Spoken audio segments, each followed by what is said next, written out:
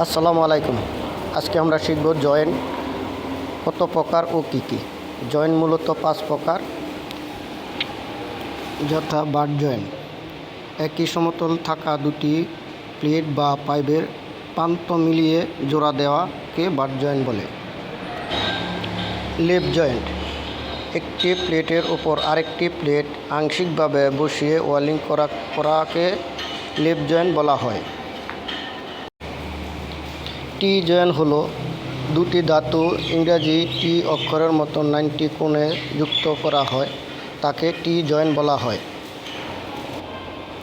Corner joint, দুটি প্লেটকে কোণাকুণি এল আকৃতি যুক্ত করাকে কর্নার জয়েন্ট বলা হয়।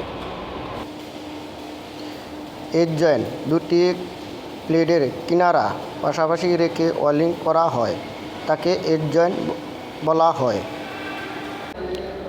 এখন আমরা ছবির সাথে মিলিয়ে শিখি। আল্লাহ হাফেজ।